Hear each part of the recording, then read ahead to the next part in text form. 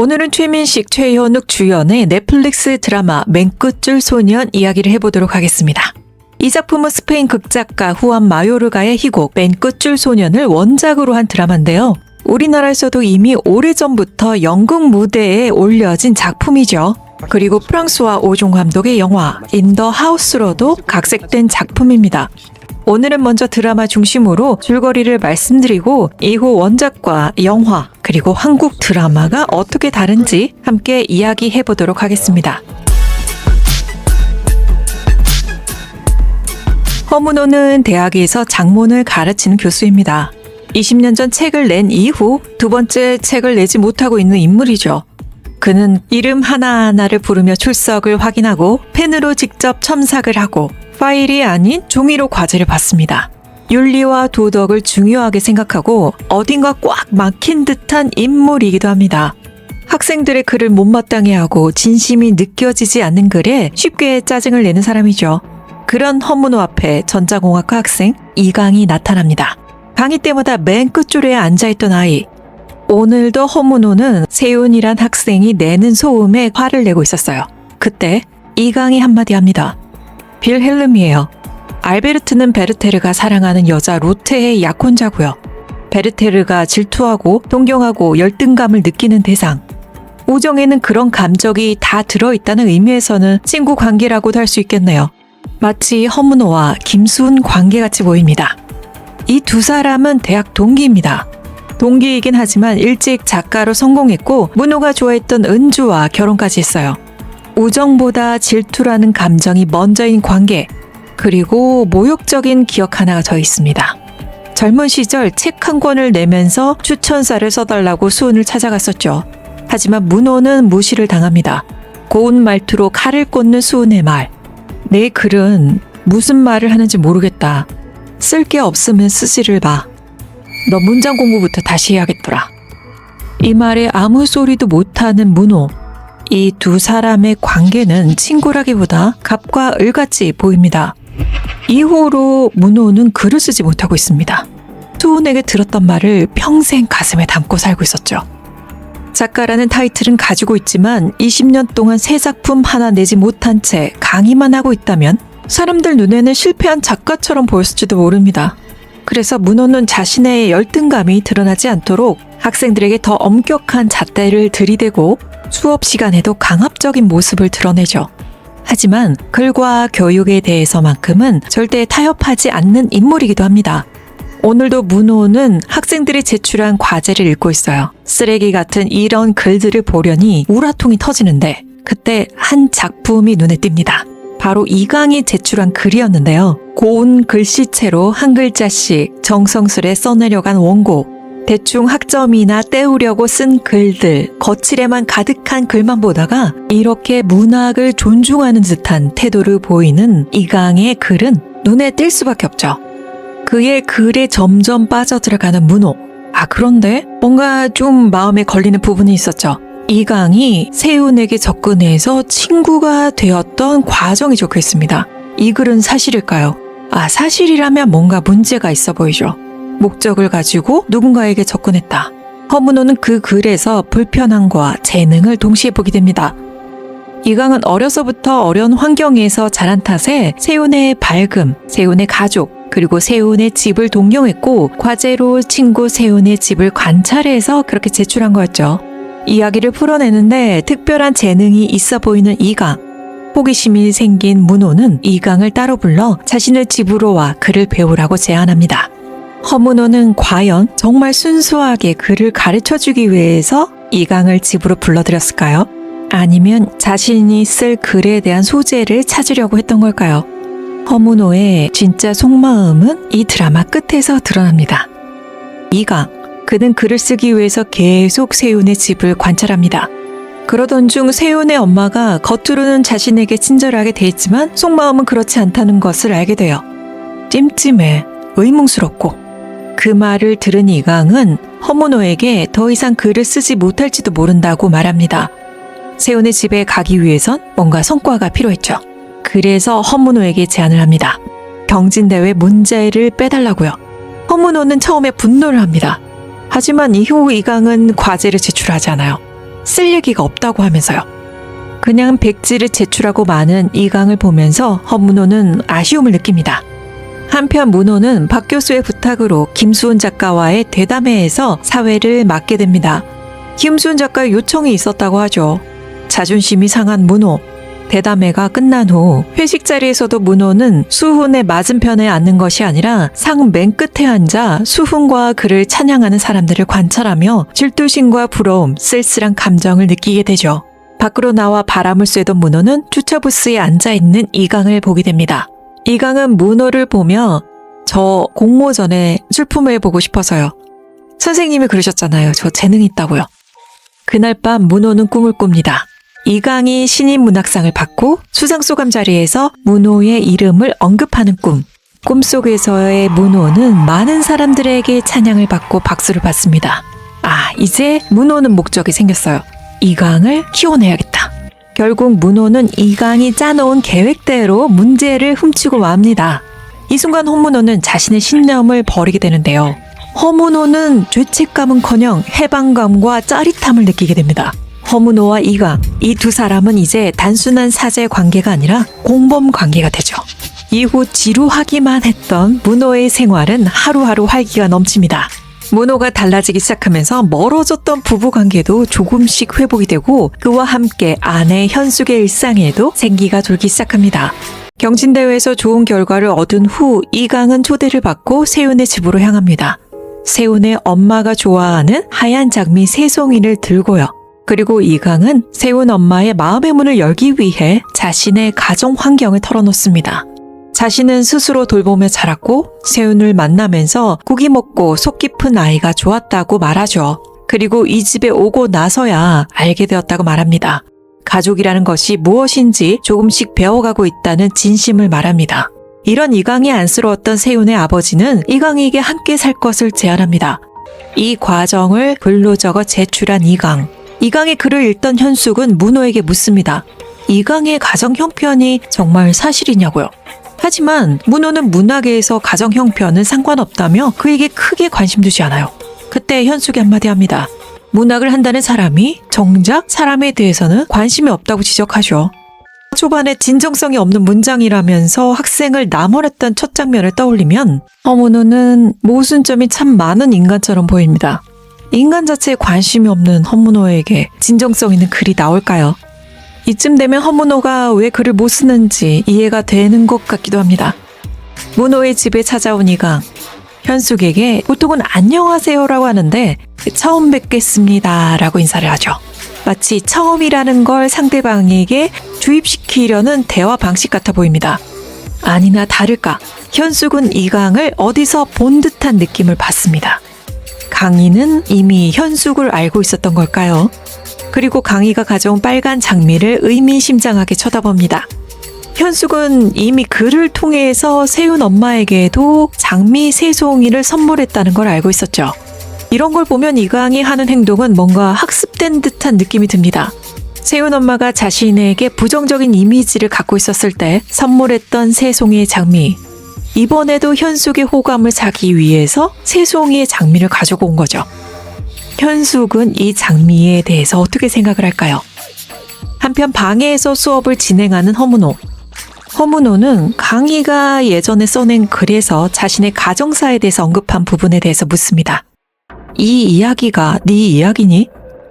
하지만 강희는 정확한 답변을 하지 않은 채 과거 허문호가 썼던 12명의 여자라는 책에 대해 물으며 화제를 돌립니다. 난해하지만 재밌다는 칭찬을 하죠. 선생님은요? 이건 선생님의 이야기인가요? 자신도 모르게 혼잣말을 내뱉습니다. 사실은 한 여자 이야기였다. 그 이야기는 안은주, 그러니까 현재 김수훈의 아내, 허문호의 첫사랑에 대한 이야기였죠. 이강은 지금 세훈의 가족을 관찰하며 글을 적고 허문호 역시 이강처럼 한 여자를 관찰하며 적은 글. 돌이켜보면 김수훈이 당시 추천사를 써주기를 거부했던 이유를 알 것 같기도 합니다. 허문호가 은주를 짝사랑했다는 걸 알고 있었기 때문에 자신의 아내에 대해서 적은 글을 좋아했을 리가 없었겠죠. 그래서 평소 김수훈답지 않게 허문호에게 그렇게 비수 같은 말을 했을지도 모르겠어요. 이강은 세훈의 집에 들어가 살게 되었다며 세훈 아버지에 대해서 이렇게 평가합니다. 제가 본받고 싶은 어른은 세상에서 처음인 것 같아요. 그 말에 질투를 느낀 허문호. 이강에게 너무 단순하다며 네가 바라는 모습만 보지 말고 그 가족의 관계를 보라고 얘기하죠. 그래야 사람의 본 모습을 볼 수 있다고요. 일단 그 아저씨의 관계를 파고들어 관찰을 하라고 지시하는 문호. 그의 질투심이 들어간 순간 허문호가 하려던 문학교육은 조금씩 오염되기 시작합니다. 저는 이강의 화법이 굉장히 흥미로웠어요. 문호의 속마음을 드러내게 하는 동시에 자신이 원하는 것을 얻어내는 것 같은 느낌이 들었어요. 곤란한 질문을 받았을 때 문호의 책에 대해 칭찬을 하면서 화제를 자신에게서 문호로 옮기죠. 그리고 동시에 12여자가 무엇을 의미하는지 스스로 말하게 만들었습니다. 게다가 세훈 아버지를 존경할 만한 어른이라고 말하면서 문호의 질투심을 유발시켜 문호가 이강 자신에게 더 신경 쓰도록 만듭니다. 세훈의 집으로 들어간 강희. 세훈 아버지는 세훈 누나의 방을 쓰라고 하지만 자청해서 다락방을 쓰기로 해요.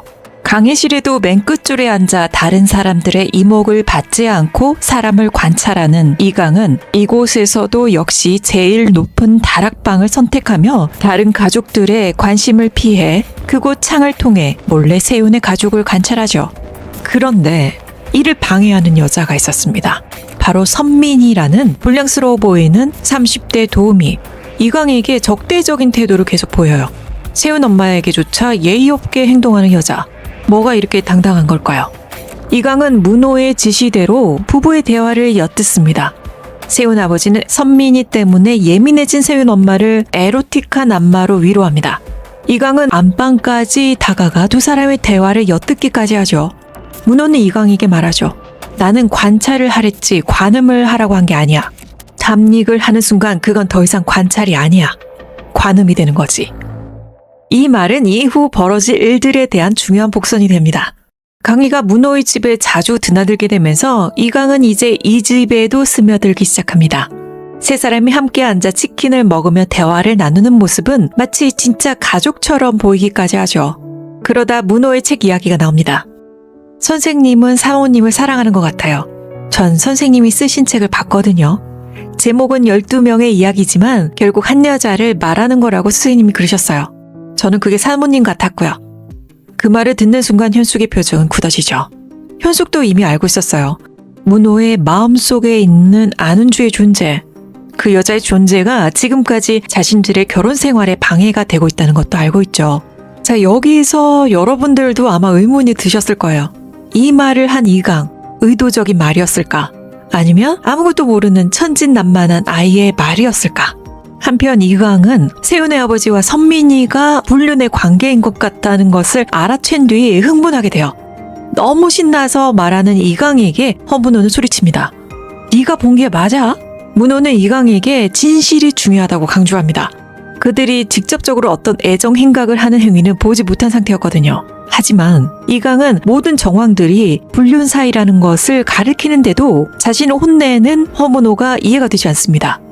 문호는 억울해하는 이강을 향해 그런 태도는 비윤리적이고 무책임하다고 말하죠. 좋은 이야기를 쓰려면 먼저 사람이 되어야 한다고 이강을 나무랍니다. 이렇게 도덕과 윤리를 중요시하는 문호. 이런 문호가 변하는 계기가 발생합니다. 늦은 밤 사고가 났다며 허문호를 부르는 이강. 하지만 아무 일이 없었고 이강은 그저 세훈 아빠와 선민이가 호텔에 들어간 걸 문호에게 알려주고 싶었던 것뿐이었죠. 자신이 틀리지 않았다는 걸 증명하려고 하는 이강. 화가 난 문호는 이제 너하고의 수업은 끝이다 라고 소리를 칩니다. 그 순간 누군가 차에 치이는 사건이 발생했어요. 강희가 외칩니다. 저 사람이에요, 세훈 아빠. 강희가 가리킨 사람을 보며 놀라는 허문호. 바로 김수훈이었던 겁니다. 사고가 났던 사람은 선민이, 그걸 두려움에 떨어 지켜보는 김수훈. 그렇습니다. 세윤의 아버지는 김수훈이었던 거예요. 이제 허문호에게 이강의 글은 관찰이 아닌 관음의 도구가 되어버립니다. 그런데 이상하죠. 이강은 친구가 되기 위해서 세윤에게 접근한 인물입니다. 그리고 허문호의 아내 조연숙이 이강을 어디서 봤다고 얘기한 적 있죠. 그럼 허문호에게도 접근하고 조윤숙과 허문호 사이에 첫사랑 이야기를 흘려서 이간질을 하고 허문호를 불러내서 김수훈을 보게 했던 건 아니었을까? 도대체 어디서 어디까지가 이강의 계획일까요? 아니면 이 모든 것이 정말 우연일까요? 이 모든 사실을 알게 된 문호는 우리 은주를 두고 어떻게 바람을 필 수가 있냐며 분노를 합니다. 문호는 이제 김수훈을 무너뜨리려고 합니다. 그러기 위해선 강희가 다시 필요합니다. 허문호는 수업 시간에 멍하게 앉아있는 그를 다시 부릅니다. 그리고 그냥 질문을 해요. 너는 왜 맨 끝줄에 앉아있는 거냐? 사람들 눈에 안 띄면서 다 볼 수 있는 자리거든요. 사실 문호도 그랬어요. 그래서 그 질문을 한 거예요. 문호도 과거 맨 끝줄 자리에 앉는 걸 좋아했거든요. 수훈은 그런 그가 의문스러웠다고 표현을 했었죠. 문호는 결국 이강에게 선생님의 도리를 다하겠다며 다시 수업에 들어오라고 얘기합니다. 그리고 문호는 김수훈에게 자신에 대해서 말하지 말라며 이강의 입단속을 시킵니다. 그렇게 두 사람은 또 다른 비밀을 공유하는 사이가 됩니다. 이제 문호는 본격적으로 이강에게 취재를 핑계로 김수훈을 무너뜨릴 증거를 찾도록 지시합니다. 조사 과정에서 이강은 세윤이 아버지의 바람을 알고 있었다는 사실을 알게 돼요. 그리고 아빠가 선민이를 죽였다고 생각하고 있었죠. 이후 김수훈에게 익명의 편지 한 통이 도착합니다. 그 편지를 읽고 벌벌 떠는 김수훈. 편지에는 이런 메시지가 적혀 있었어요. 병원 CCTV가 있다. 10시까지 이 장소로 와라. 강희는 이 사실을 알아내고 그 과정들을 글로 써서 문호에게 제출합니다. 예전과 달리 문호는 이제 적극적으로 개입해서 구체적인 지시를 내리기 시작해요. 관찰만 하지 관계에 직접적으로 개입하지 말라고 말했던 문호. 문호는 김수훈을 무너뜨리기 위해서 자신의 신념을 하나씩 꺾어나가기 시작합니다. 하지만 이와 반대로 강희는 조금씩 머뭇거리기 시작합니다. 잘못하면 세윤이 상처받을지도 모른다며 이 조사를 계속하는 게 맞는지 의문을 표시하죠. 그런 강희에게 문호는 말합니다. 진실을 밝혀주는 게 세윤이를 위한 거야. 하지만 이 말은 세윤을 위한 게 아니었죠. 자신의 목적을 위해서 강희를 움직이려는 말이었습니다.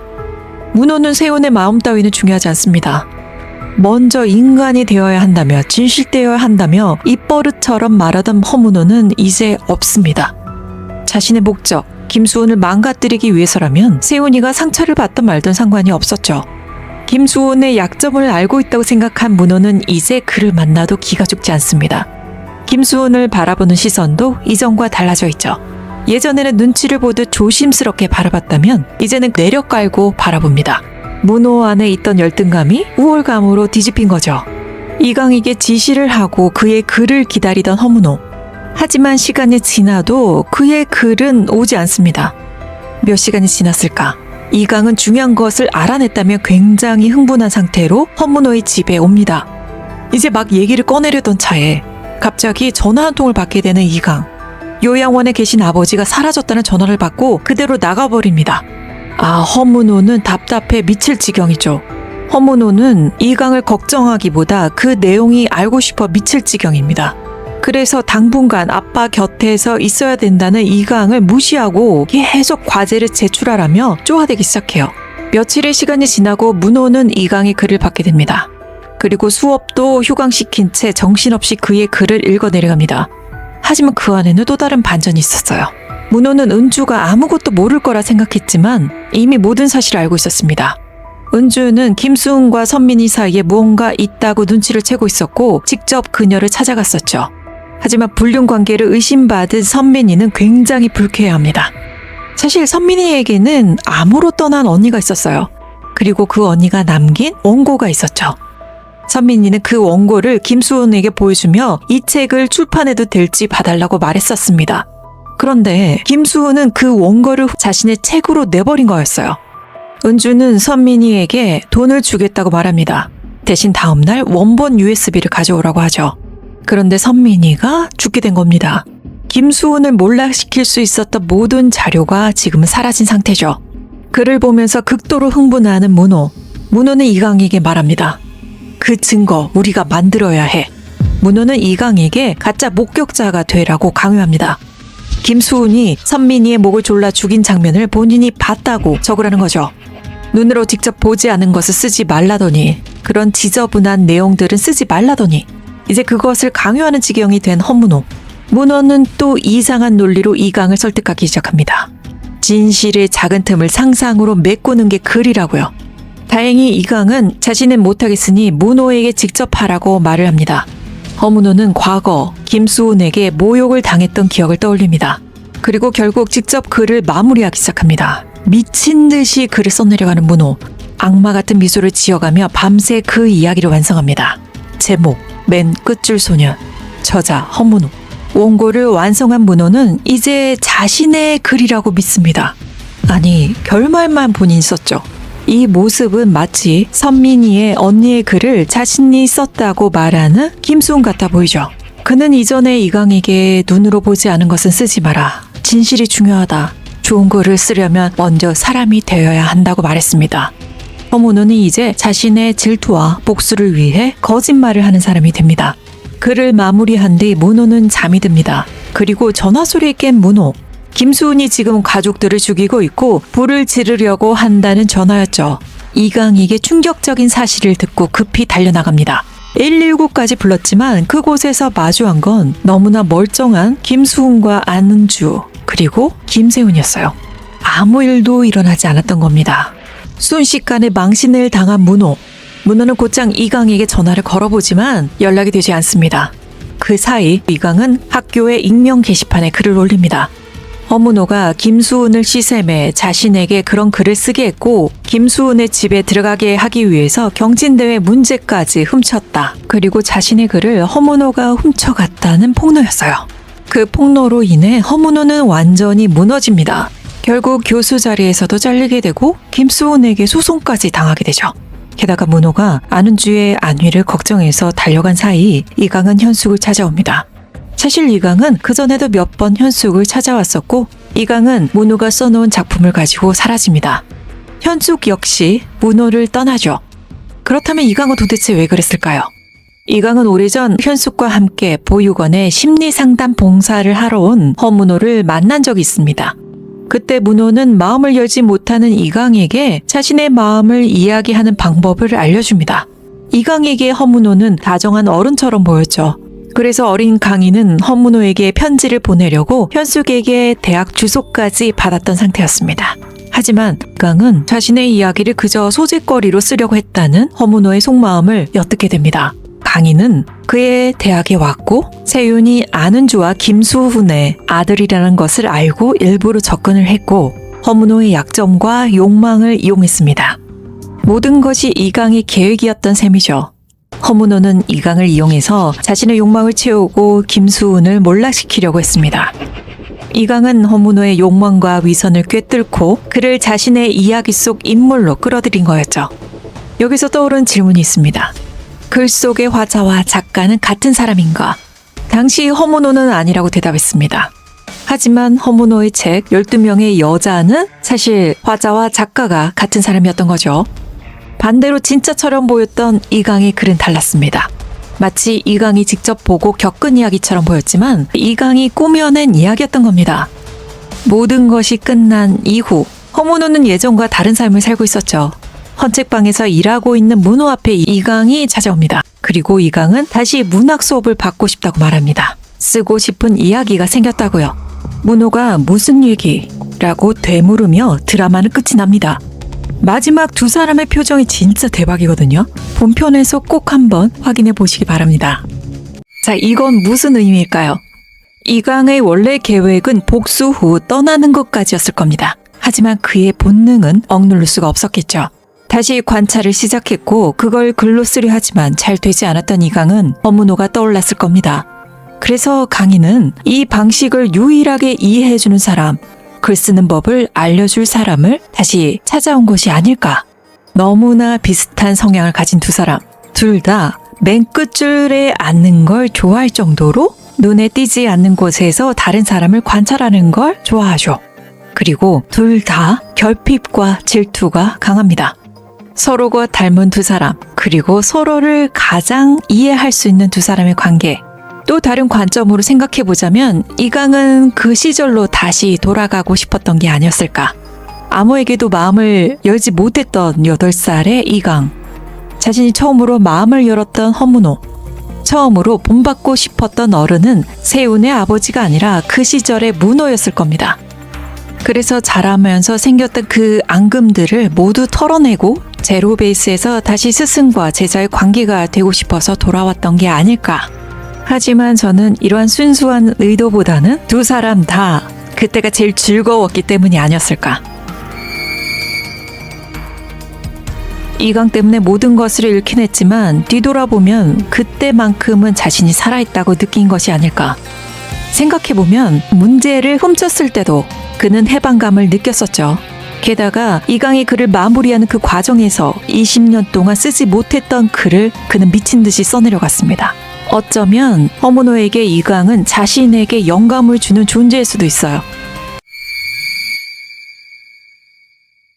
자, 희곡과 드라마, 영화의 차이점에 대해서 간단하게 말씀을 드릴게요. 원작과 인더하우스는 남의 삶을 훔쳐보는 글쓰기와 관음의 결을 그대로 가져갑니다. 그러니까 원작과 영화는 학생이 친구 집에 들어가서 그 가족을 관찰하고 그 내용을 글로 써서 내려가는 구조가 중심입니다. 그리고 그 글을 읽는 교사가 학생의 글에 점점 매혹되죠. 그러면서 관찰과 관음, 그 경계는 점점 흐려지게 됩니다. 그 과정에서 소녀는 친구의 엄마에게 이성적인 감정을 품게 됩니다. 하지만 그 감정이 정말 사랑인지 아니면 자신에게 결핍되어 있는 엄마를 그리워하는 마음인지 스스로도 혼란스러워합니다. 다만 친구의 엄마는 그 감정을 자극적으로 이용하지 않습니다. 오히려 소년의 마음을 어느 정도 이해하면서 넘지 말아야 할 선을 분명하게 정리해주죠. 반면 한국 드라마 맨 끝줄 소녀는 원작의 구조를 그대로 가져오면서 방향을 크게 바꿉니다. 허문호의 첫사랑 안은주, 김수훈과의 열등감, 세훈의 누나, 선민이 사건, 표절 의혹 등등 이런 요소들이 추가되면서 이야기는 단순한 관음의 문제가 아니라 스릴러 복수극으로 확장되었죠.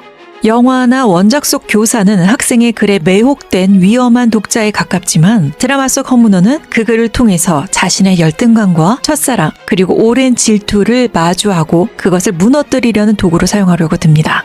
게다가 갈수록 그 이야기 자체가 어디까지가 사실이고 어디까지가 이강의 조작인지 흔들리게 됩니다.